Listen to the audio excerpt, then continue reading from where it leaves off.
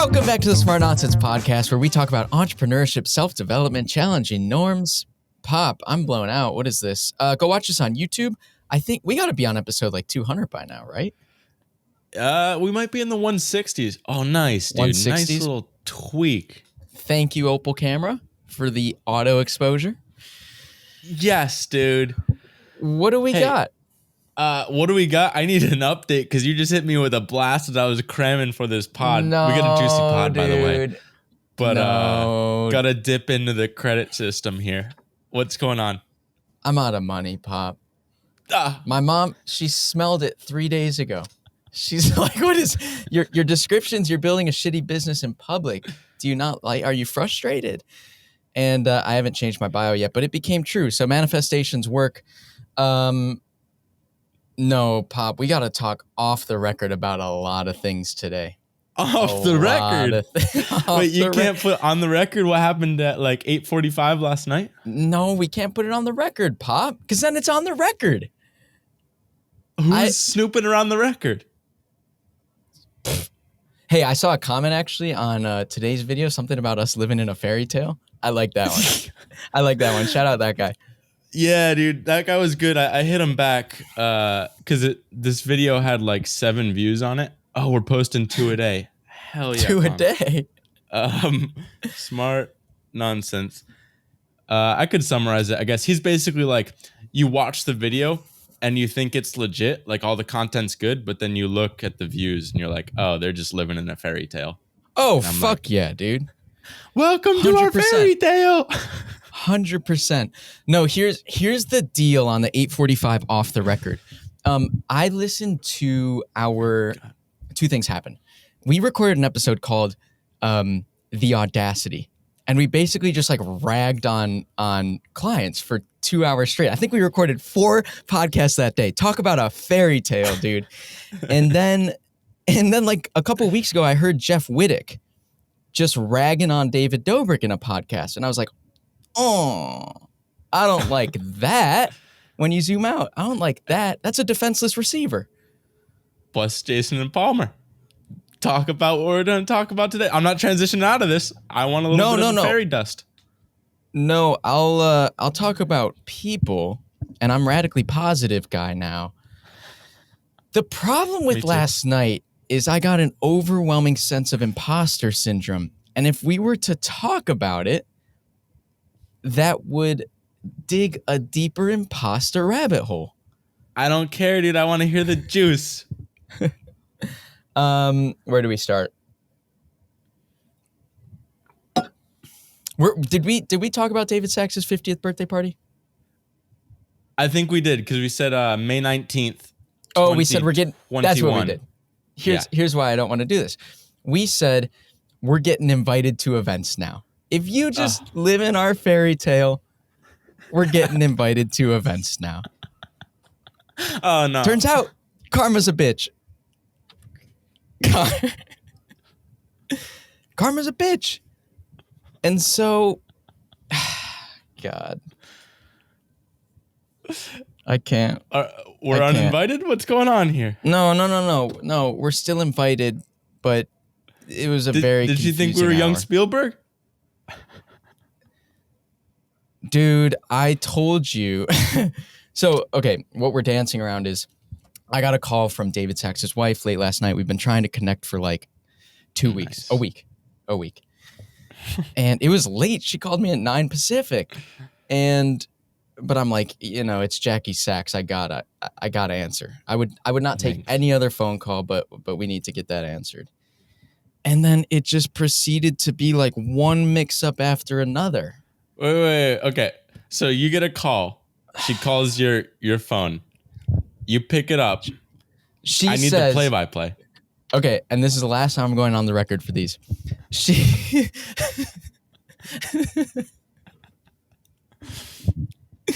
She says like, oh my God, it's so amazing to connect. You're so funny and your daughter is so funny. No! And I'm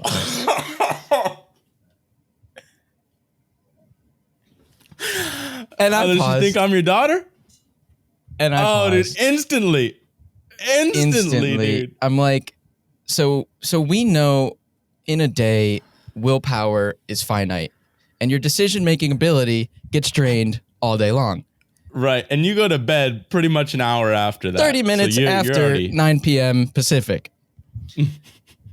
She calls me at 9 p.m. Pacific, and I got a hole to dig out of. But boy, I mustered it up. I said, no, that was probably my niece. And then she said, you're married, right? And I'm like, two for two. 2 for 2. 2 for 2. She might 2 just for be 2 at 9 p.m. She wants to Pacific. see what you're trying to do down in Cabo. And then she says, well, wait, do I not have the right? You do stuff for the All In podcast, right? 3 for 3. 3 for 3. We invented squatter marketing. Dude, that is a perfect squat, dude. Couldn't squat harder. Where they're like, oh, you must work for them, right? With them? I don't know what it is. So I'm 3 in the hole at 9 p.m. Pacific, and I'm drinking. Oh, thank God, dude. Thiener was in Shake Shack getting me a chocolate shake. I guzzled that comfort chocolate shake, squashed all the cortisol. Okay, no, it was fine. We joked a bit about my evil twin, who she must have been mixing me up with, Henry Belcaster. She was really rattled. I was trying to save face for her.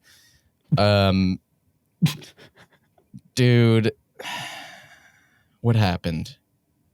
Yeah. Well, here, I don't want to cut you off.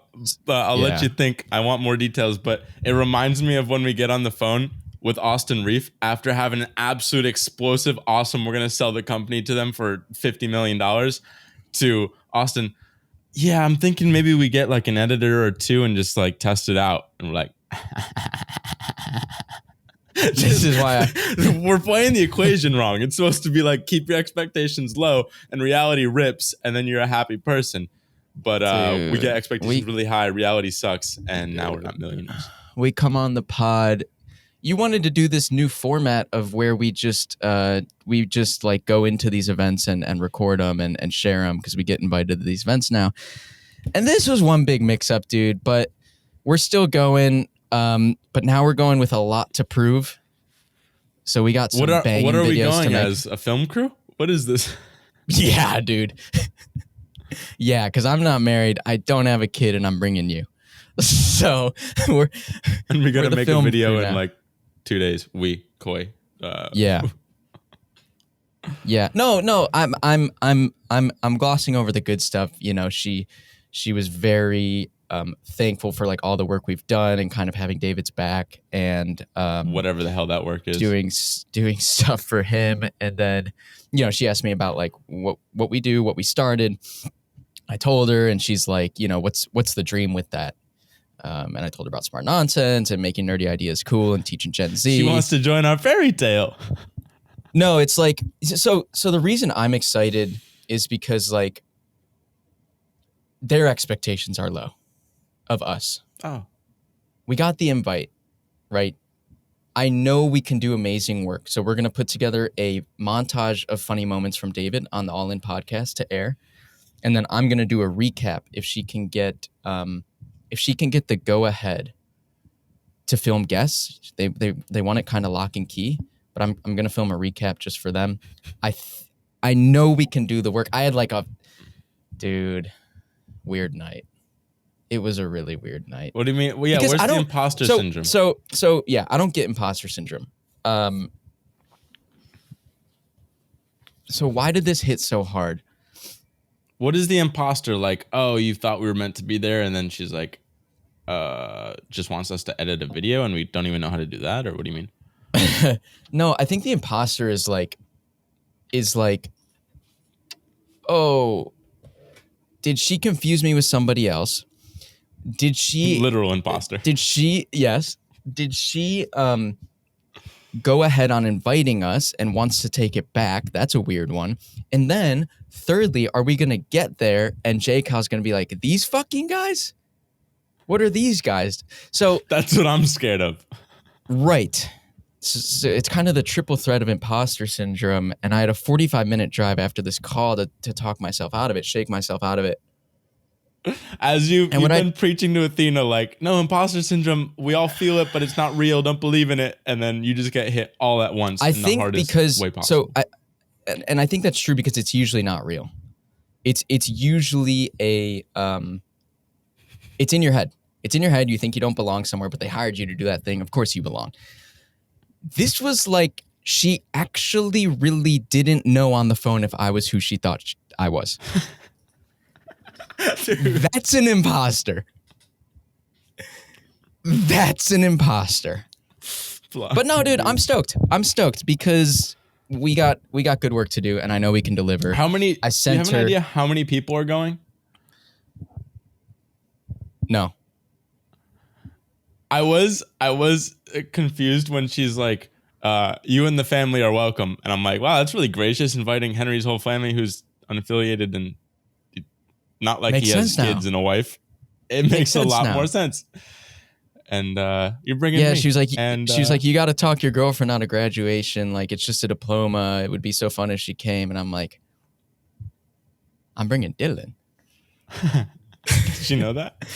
Like, who's that guy? Yeah. No, I told her, co-founder. No, dude, it's sick. We got a lot to prove though, and I know we can deliver. So I'm excited. Look.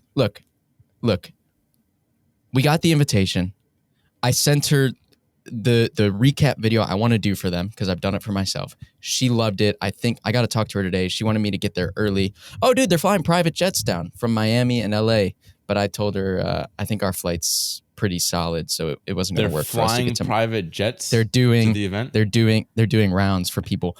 But Pop, our what do you call? What is the ledge again? The ledger. Okay, the ledger of like what they owe us versus what we like. It's all out of whack. I can't get on a PJ. We gotta pay for the hotel. It's the ledge, dude. Here's the thing. I could really get on a PJ and avoid an $8,000 hotel for 3 nights. The hotel I still want to think on, but I got an email from the event coordinator. Oh, they offered it? No, dude. More misunderstandings. So their chief of staff, and then we gotta move on. And this, I'm off the record guy from here on out. Their chief of staff was like, I don't know. I still got to talk to her today. There's a lot of mixed. Oh, dude. Oh, I forgot on the phone call, the 4 of 4. She's like, you're going to put together like the best moments of David, like funny moments of David from the All In podcast for Camp David, right? His 50th. And I was like, nobody told me. Right? No, nobody's told me yet. It's already in the works, right? Yeah. That's what she was saying. That is what she was saying. But then, Camp David. Dude, it was one big mix up. She was like, oh, okay, short notice. We'll get it done. What was I going to say? Oh, yeah. So their chief of staff hit me up and she was like, we're thinking about some video ideas. It'd be great if you could help out. So I'm like, I think there's a mix up on their end, like who's talking to me, who said what. And the chief of staff was like, let's link up so that we can book you a flight and a hotel room. That hasn't happened, but I got an email yesterday from the event coordinator saying like, here's the chart of hotel rooms. What do you want? A suite, a junior suite, a presidential suite, or the dictator suite? And they're like starting at $2,500 a night. So yes, dude. Absolute yes, dude. Just be like, well, looked at the books, negative 16% profit margin. Looks like we can take the dictator suite. That's right. I said yesterday we were hoping to get a month of burn from this company Cap Chase because we're bootstrapped. Don't forget that. And yeah, they came back with underwriting and said we have negative 16% gross margins. I'm like, oh, so that's why we keep running out of money. No, dude, I think their calculation was wrong, but they can't fund us because we don't have 3 months of runway. How about that? Did you tell me among other things? Yeah, 3 days depending on when you look. Well, I told them I'm like, that's why we're talking to you, Cap Chase. But yes, dude. That's awesome. Dude. This is gonna be a sick party. It's gonna be a sick party. we just got to do work now. But it I was don't know what confusing that because is. she was like, hey, you can chill. Why don't you be the networker and I'll just film? Because she was like, well, I know it's short notice now, and like, she was really frazzled, and she's like, I don't want you to like feel like you have to work down there. And I was like, no, but in my head, I'm like, but the ledge, it's so deep. And we got a chip. We definitely have a chip. We're gonna be the youngest people there, unless Axel is there, which I doubt. Axel is the CTO of Colin. I doubt he's gonna be there. We'll still be the youngest. He's older than us. Yeah. And by far the poorest. Yes, dude. Yes. I'm getting dude. really high pitched on my yes, dudes. Yes, dude. Comes from anxiety. Do you have a Palmer Lucky transition? I got one for you right here. I don't know actually what it is, but we're gonna get smoked by China, dude. Yeah, It's over. I saw Biden had a gaffe yesterday talking about how we are going to escalate if China does anything to Taiwan. That was yesterday. You know why they want Taiwan? I don't. Taiwan, a small Is it little trade? country. I mean, everything's got to do with trade. But what do they trade? They trade the little things you call computer chips. They're really, what is actually the technology in a, it's like, Wait, I want Taiwan. what? I want Taiwan. Yeah, no, Taiwan. It's crazy because Palmer Semiconductors. Lucky, who we'll talk about, he's like, okay, China, they want Taiwan because Taiwan controls the world. Like, literally, they are years, if not decades, ahead of everyone in the chip space. What the fuck is what's the technology in a computer chip? Semiconductor. Semiconductor. Thank you. Semiconductor space. They are literally like, it would take us 10 years plus to get up to the same level as them.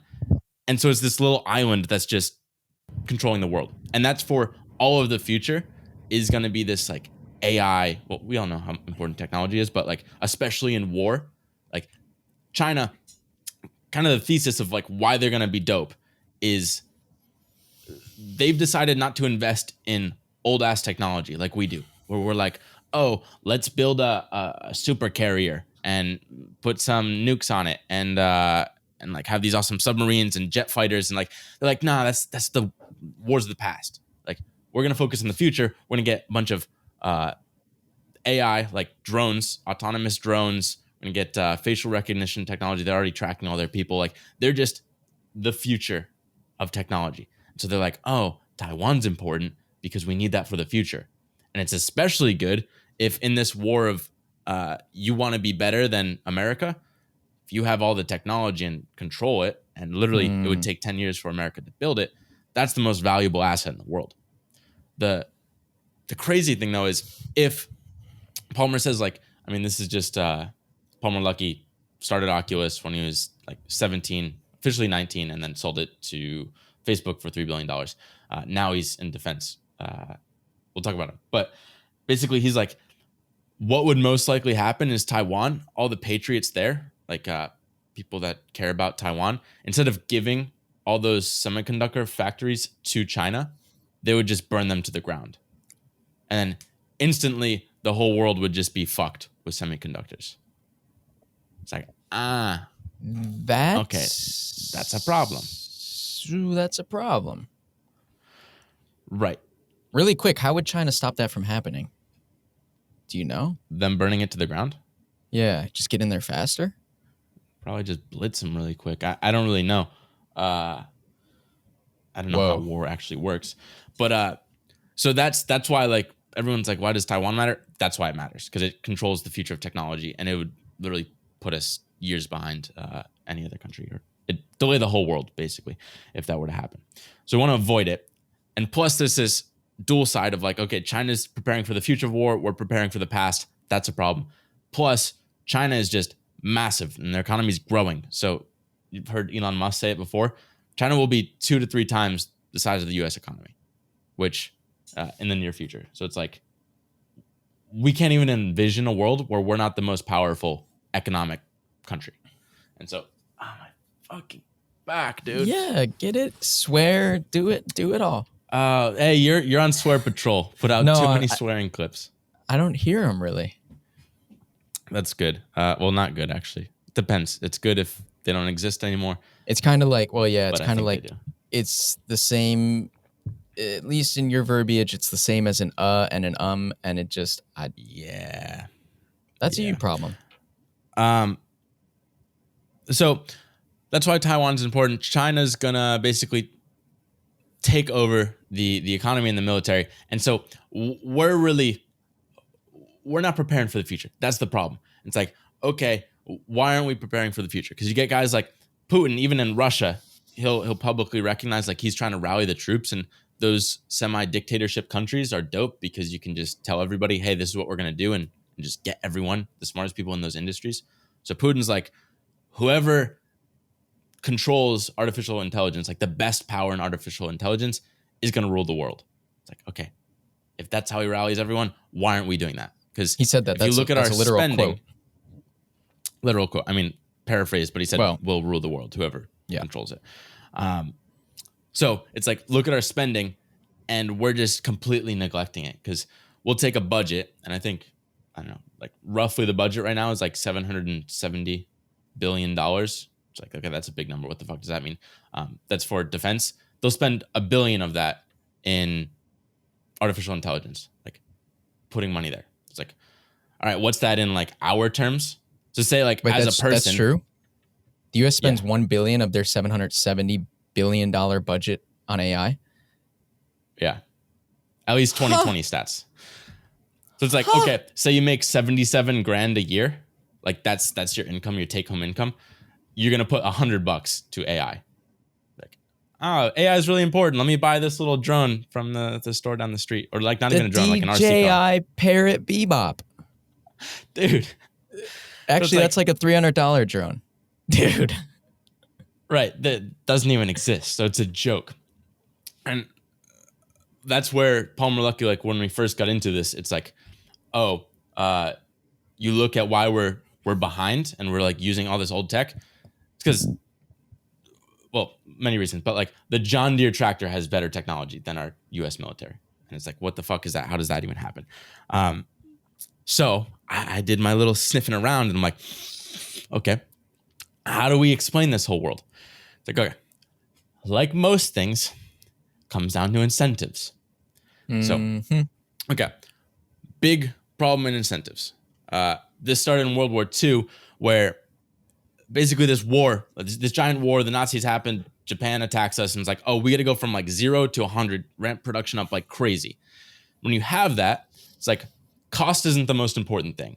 It's just urgency. Like, let's get the best airplanes out there. We don't even know like what we're going against. Like, who knows what for example, like a Japanese Zero, what they're capable of. So we got to kind of tweak the process as we build. So what they came up with is this thing called cost plus. So a contract will be like, we don't know how much it's going to cost to build a fucking tank that can take out the Nazis. So we're just going to pay you whatever it costs you in like materials and labor, and then just add a 10% margin on it. And you guys keep that 10% margin. And that way we know like you're not getting fucked and taking on too much risk for something we don't really know, but you can also build it fast. The problem is, as we grow out of that, like we don't really have important wars. We still have cost plus. It's like, take it all the way through to today. It's like, oh, there's no urgency that makes like getting, I don't know, a jet out super fast as important as like, hey, let's make sure it's cost effective and like we're doing the right thing. So and modern. Right. So take an example. There's this thing, I don't know if you've seen it, but the F-35, that's supposed to be like our cutting edge, amazing new replacement for the F-16. And that started in 1994 and literally is still like barely getting out today. And it's cost almost $2 trillion. It's like $2 trillion. Like the R&D of that plane? Yeah, like R&D and producing the planes and everything. Yeah. So the full package. But like, what the fuck is $1.7 trillion? It's like, Well, people paying taxes. There's like, I mean, just for easy numbers, call it 170 million people pay taxes. It's like literally you, me, everyone paying taxes put $10,000 of their own money to the F-35. And it's like, what the fuck? I spent $10,000 on this program. Like, how is that And we possible? need DJI Bebop parrots, $100. Right. Well, I mean, you look at China and they're like, oh, we're not going to invest in F-35. That makes no sense. Let's do like small unmanned artificial intelligence that can just zip around, like drone armies. They're preparing for that, whereas we're getting this like marginally better F-16. Okay, well, let's think about the incentives of cost plus, right? Like as business owners, I can't remember if you said it, but the plus part of cost plus is a percentage of the cost. So if it costs $1 billion, the plus is 10%. You're pocketing as owners 10% of $1 billion, $100 million. Right. So what's the incentive? It's we want our cost to be enormous. So we want this to take as long, use as many parts, have as many people on it, be the most expensive contract so that our plus is 10% and we pocket all of that. And without an imminent war, it's like, hey, I didn't get a good idiom for that, but like we're cashing out as owners on the plus portion. Run into the bank. Right. We're squealing to the bank. And I mean, this transcends, like, it gets to SpaceX saw it too, where they're like, hey, you guys are fucked. Like, Elon has literally said, cost plus is the devil. It is horrible. It's just fucking people over because there is that incentive. And even like, they'll charge based on materials. So like, they'll just look at the cost of that material to buy off the shelf. So there's no incentive to like invent a better version of that material. No, use the most expensive. Right. What'll happen, Elon said this, he's like, okay, take you're designing a spaceship, right? They'll give you some constraints. And 90% of them they make sense. It's like, hey, let's make sure that there's roughly this probability of catastrophic failure, like keep that low. They'll say like, oh, this is how the panel should be designed, even like the paint color. They'll do all this stuff. And then like most of them make sense. But 10% of them are just ludicrous. He literally says cockamamie. It's like, I haven't heard that word in a while. He's like, they're cockamamie. And those 10% will cause the cost to double or triple for something that's absolutely ludicrous. But there's no incentive for the company, the contractor, to then negotiate with government officials to be like, hey, this doesn't make sense. Let's help bring down the cost because it's literally useless. So instead, he's like, cost plus is just waste. It creates waste. The alternative, which would be nice, is fixed price. It's like the government, okay, we know pretty clearly what sort of technology we want. So we're going to set a price because we can kind of estimate roughly how much it should cost. And then whatever companies bid on it, now their incentive is to like do it as effectively as possible so that they can get more of a margin beyond 10% or whatever they might normally get. So that's like the big incentive. Yeah. I was just going to say, like, imagine if the car industry was cost plus. We'd have clunky, expensive cars. They'd put like 6 engines in there, like the most expensive brake. It's like, this is a problem, I think, because nobody knows about it. It's like, we don't know how. Right. Most people, when were we taught in school how the Defense Department spends their money? And so if we saw this anywhere else, we would be like, what is going on? Right. And there's also no real, they talk about like internal research and development. There's no real incentive to do R&D internally because it's like not really funded. And so you'll have them spending like 1 to 3% of their total revenue on R&D versus like a normal startup company, tech company will do like 50%. So they have no real R&D, like let's build the best technology. That's why you have John Deere smoking all the military. It's like, okay. There's also no reason as a government official to question this stuff because they've got a double-edged sword. Then they're going to lose their voter base and they're going to lose their job. Right. So you've got So this is that what's incentive on the interesting. other side. I forget what I was watching, maybe like a Vox type show or something. But so one problem is cost plus. Another problem is sort of the monopolies. There are like just a handful of companies that bid for all the contracts, and it's impossible to get in. And what happens is after the Cold War, there wasn't as much public funding. So it's like there were a lot more, call it like 100 plus different defense companies. Now they're like, hey, we have to consolidate or we're all going to die because there's just not as much money. So they consolidated, but now you have like take a Raytheon, they'll have different branches of their company all across America. Because now they have more influence politically. If you have like 10,000 jobs in Texas, another 5,000 in Massachusetts, another I don't know, 7,000 in California. So now you're controlling all of those because you're like, oh, you want to defund what we're doing? You're going to lose all these jobs in your state and you're going to not get reelected. So there's no incentive Crazy. there. So then cost plus, having this sort of monopoly structure, the monopoly is fucked too because there's kind of like, we talked about this with Rory Sutherland.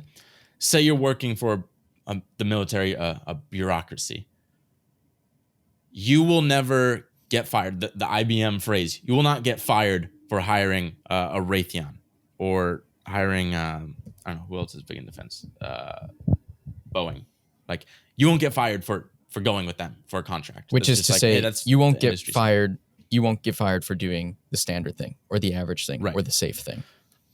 Versus say it's like, oh, Clipped, we want to get into defense.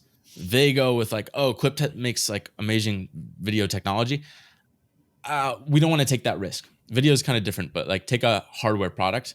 Like, oh, we're not sure they'll deliver even if they make all these promises. So the barrier to entry is absurdly high. It's like you can't even get in. And we'll talk about how kind of Palmer, Lucky, and Anduril, they solved that or fixed it.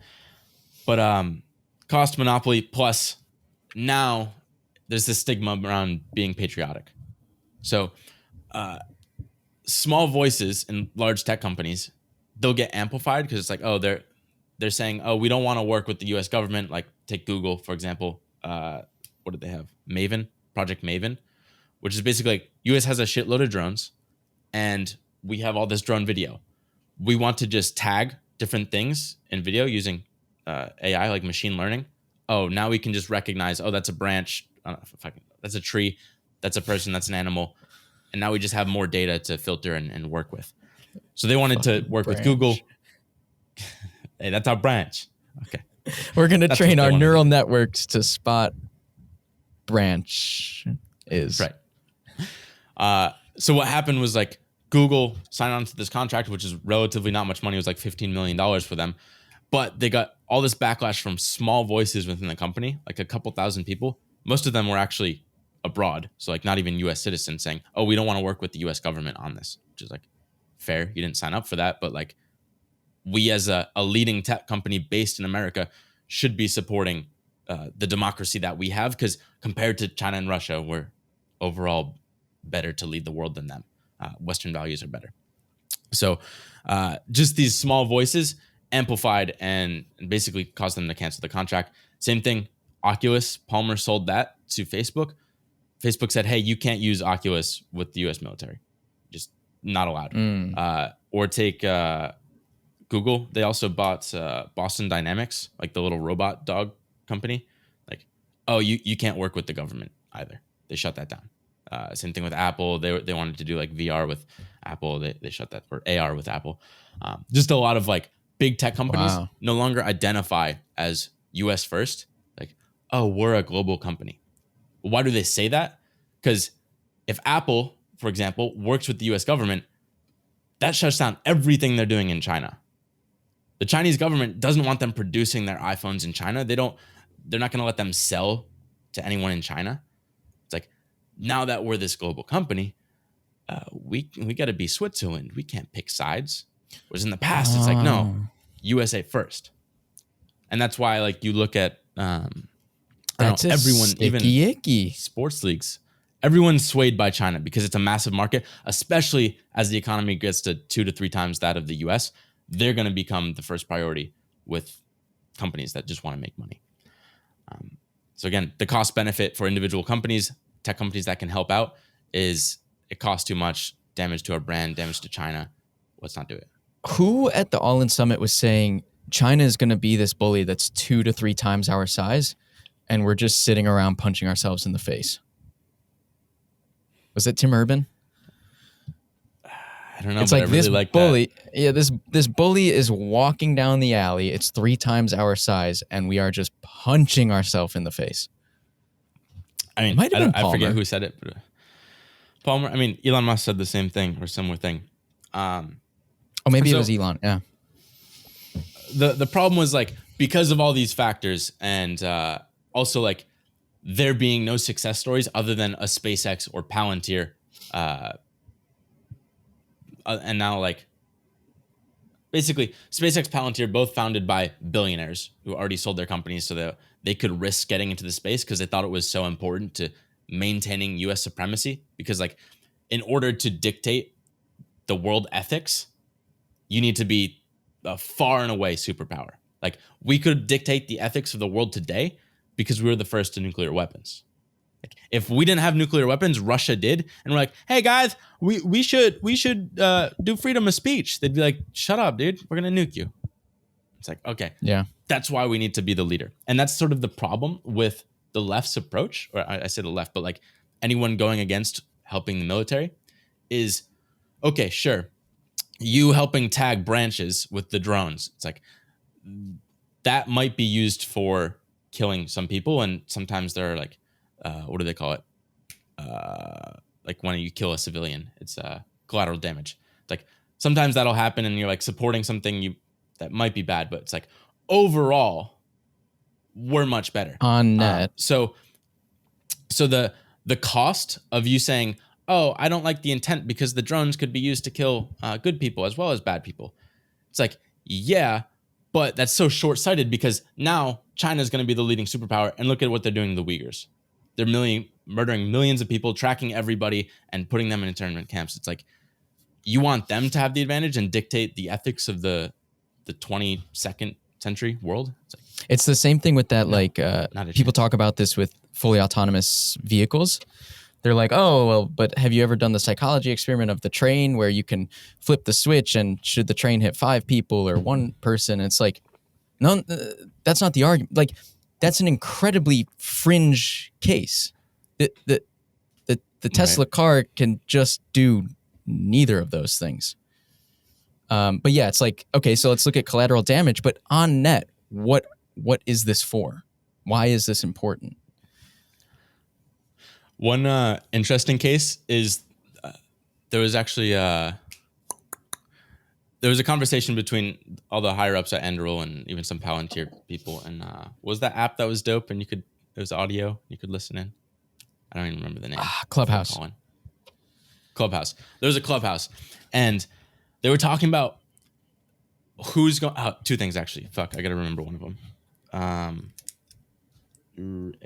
acceptance. Okay, so they were talking about like who's gonna accept autonomy. It's like, well, in the military, the no-brainer is like, why are we making F-35s that still have to be piloted by people? That makes absolutely no sense. Like, you could make a robot do it, and now you can do unlimited G-forces. You can just do maneuvers. You can direct it in ways you could never do before. And there's no risk. Like, right now, the problem is like sort of one of those one-off cases where there's, I don't know, a difficult decision, or like there's a problem. Like, say you could guarantee that this unmanned F-35 is going to work 10,000 hours straight, and then you'll have some sort of problem, and what's going to happen is it's going to explode, and it's catastrophic. It's like any pilot is going to be like, oh, I don't want that risk. You got to have like the smallest risk of death, because pilots just don't want to die. Versus if you have unmanned planes, then it doesn't matter. It's just like, oh, if there's that risk, you can just throw another plane up there and have 2 do the mission. Like, super simple solution. And so the pilot has no incentive to like, oh, let's go the unmanned one because it's like a safe ass job and they look cool. It's their and job. all that stuff. Versus he's like, even though that's the no brainer, we should automate jets. the first thing we're actually automate is trucks on the ground. Because you got the truck driver in Iraq or Afghanistan going through and there's IEDs everywhere. You don't know if you're going to explode 1 second on the next. They're like, dude, get me out of the fucking truck. Like, get the robots to drive those. Get Elon Musk to figure out how they can drive those. That's going to be the first thing. Beautiful case of incentives. Right. I mean, even though it logically makes more sense for the jets too. But, sure, but the what's in it for works. me, the what's in it for the truck driver is so strong. Right. That because there's no good solution. You're not going to die if you're up in a jet 30,000 feet above. Like, that just doesn't happen anymore. You're mostly doing like reconnaissance and dropping some bombs and like no one can really attack you. Versus in a truck, I don't know, there's probably like a 10% chance you're going to get blown to smithereens. Okay, yeah, let the robots handle that. Another one. Or pigs. Fuck. They got mind-smelling pigs. Yeah, can we just get robots to do that? One other one is with acceptance of the technologies and like VR, AR.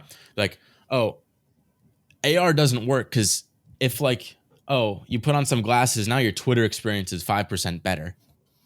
No one's going to really want to go through that. Versus you're in the field and you now have AR and you can see like all the enemies where they're at on this mini map around you. You get a 3D view of the entire, like, you ever play Call of Duty and you get like wall hacks or you like see someone that can see through walls? Like, that's literally what this technology I remember COD 5. COD 5, you could press all the buttons and get under the map. That was pretty cool. You can pretty much do that. And then you're just like looking up, shooting everyone from underground. Because everything in the military is life or death, a 5% improvement there is infinitely worthwhile. But Palmer's like, the 5%, we can actually make it like 2 to 3 times better in very soon future. Okay, so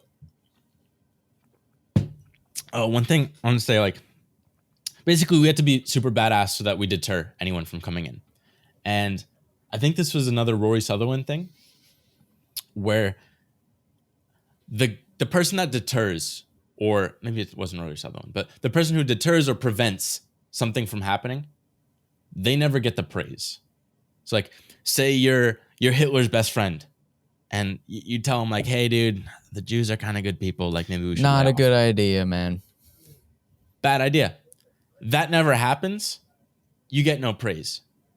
But if you're like FDR or Churchill, and now you go and stop the Nazi machine years after it started, you're going to be like heralded for all of eternity as the guy that stopped the worst dictator of all time. It's like, okay, same thing here. It's like deterrence is the friend whispering in his ear, hey, you probably shouldn't do that. Like, having the best military, having drones that can now tag any object in the world, and like, what branches. It's like, that's the deterrence that just everyone else knows, they're the shit. Like, let's not mess with them. But it gets no praise. So that's why you have to keep doing it. I think this title, this episode is titled "Drones that Tag Branches." You wanna have that job? You're kind of in the post. That's my takeaway. No, Pop. No, one job only. Okay, so Andrew, you ever watch what the fuck is it? Iron Man? No. Okay. Deadpool. Well, yeah, he's a good one. I like Deadpool. But Iron Man. Hey. Superhero movies, not for me. Most movies, me neither. Not for me. I don't really get it. Hey, one thing, Palmer Lucky, I like him so much because he'll just speak his mind. He doesn't care what people think. He's like, someone was like, Palmer, what are you into? And as he's like in this Hawaiian shirt, flip flops, or even like no shoes on, he's like, well, I still love VR and I really love erotic anime dolls. Huh? It's like, he just says this on an interview. He's like, yeah, kind of fucking weird, but I don't know, I like it. It's like that's like really the cosplay curious thing that Jason talked about. Yeah, but it's not just cosplay. It's erotic anime. You know what he's doing with his erotic anime dolls? Well, he's got a wife. I don't know what he does with them. Maybe does they'll he play around. Yeah. Nice. Good on you, Palmer. Well, Okay. Hey, Now I'm this is gonna radically sound really weird. positive guy now. It's just that's his prerogative. Well, I think there's a lot of weird ass like fetish shit that like people won't talk about or like keep secret, and I'm like, he just doesn't give a fuck. He'll tell you. It doesn't matter. Yeah. Okay, so Stark, like, basically Stark Industries or whatever they call it in Iron Man is like this mega contractor company that or big company that works with defense. And so they create like the Tony Stark Iron Man suit, and like that's why he's going killing bad guys and all that stuff. I don't know. I didn't really get into it, but everyone's like, oh, that's Elon Musk. He's that guy. It's like, actually, no. It's more like Palmer Luckey, because Palmer Luckey is actually doing like the badass defense versus just like sending ships up into space to carry payloads for the government. It's like that's not really like Palmer's doing the cool shit. So what's he doing? He has Anduril, and what they're trying to do, like in sort of the mentality of the wall hacks, or like you have the mini map and radar always on. He's trying to just give the most information to soldiers, trying to make them superheroes. It's literally his goal. So how does he do that? He's basically getting like sentry towers, autonomous drones, a bunch of like sensors all over the place, and it all integrates into this thing they call Lattice. So it's this. They actually have like submarines now too, and just like data from everywhere. And it all comes through Lattice, which is your little mini map, your HUD. Like if you ever, I don't know, where all the information is. It's like he's trying to create a 3D model of everything that's happening in the world. And so every soldier would have like a drone flying overhead and just have perfect information about where all the threats are. And now he even thinks like soldiers wouldn't have weapons. They'd just be like directing attacks. So they'd be like, oh, do this. But they're never like super close to the danger, but they just have perfect information. You ever see what Israel does for defense? No. Well, who is it? Israel's surrounded like Palestine and just the Gaza Strip, and then I don't know, is it Jordan that's also bad? It's like Hamas and I forget the other one, but basically they're getting attacked all the time because I don't know. Yemen? I don't know how war Yemen works. No, isn't that like Yeah, Africa? we don't do war. Well, they get attacked all the time, and so they have like, for example, Hezbollah or Hamas shooting missiles at them, and they created this thing they call the Iron Dome. So you can see videos of this. I think it was like a year or two ago. There's like Hezbollah is shooting thousands of missiles because they're trying to like overwhelm the country, and you see Israel. They shoot all their counter missiles into the air, and it's literally exploding all of them in midair. It's like 90% just counter missile, and it's the coolest thing you'll ever see. It's literally called the Iron Dome. The Iron Dome. We need that for asteroid deterrence, so we don't get wiped out. Problem. Smaller problem. Mass extinction. Shit.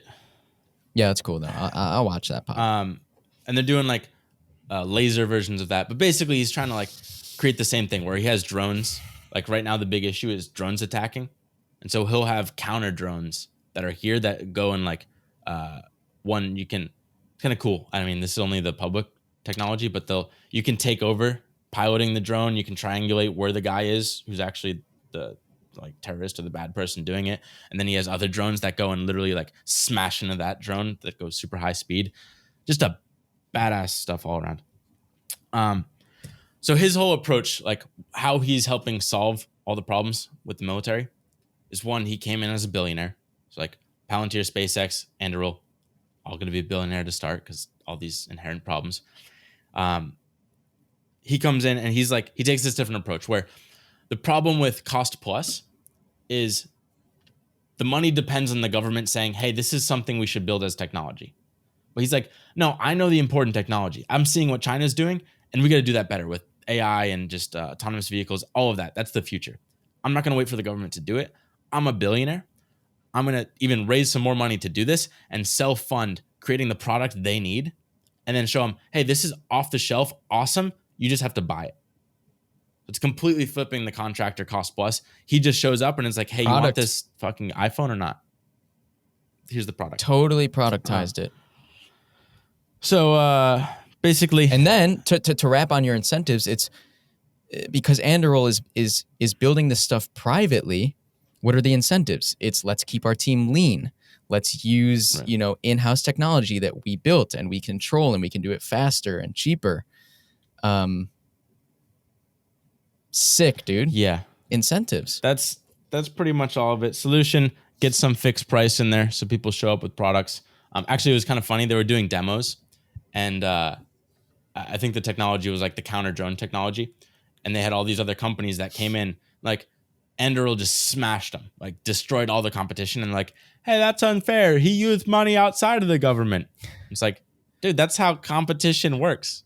They're like, you can't use all that you funding. mean he deployed free market capitalism, and you government Yes, dude. oligarchs are upset about it? Come on now. So hey, he's helping save the world. How do we also save it? Basically, government. Right now, they have to have more success stories. So like, take some risks and like prove to VCs. Like VCs would fund these companies because it's hard to get into defense without a lot of money. And VCs are looking to the government, and they're like, there are only 3 unicorns, which is like $1 billion plus valued companies in the last 35 years since the Cold War. Like, okay, just support more of those. Like, get away from the big guys that do all this cost plus. Like, let's do more SpaceX, more Anduril, more Palantir, and then there'll be more funding. And then just have clearance be easier. Because one like small detail that's surprisingly big is like, it took years for us to get clearance to work on these. If I didn't have all this burn, like all this cash in the bank, we would have died year 1 or 2. But it took us 3 years to get clearance. So it's like just a bunch of problems, but are easily solvable. And that's how the U.S. military works. You're Palmer Lucky and you've built Oculus at age 19. Beast mode. Right. Beast sold mode. It 2 years later. And sold it to you. Hey, I got to go call Jackie Sachs, Pop. All right. Updates to come on if we make it through. No, off the record. Gardaloo. All right. Gardaloo.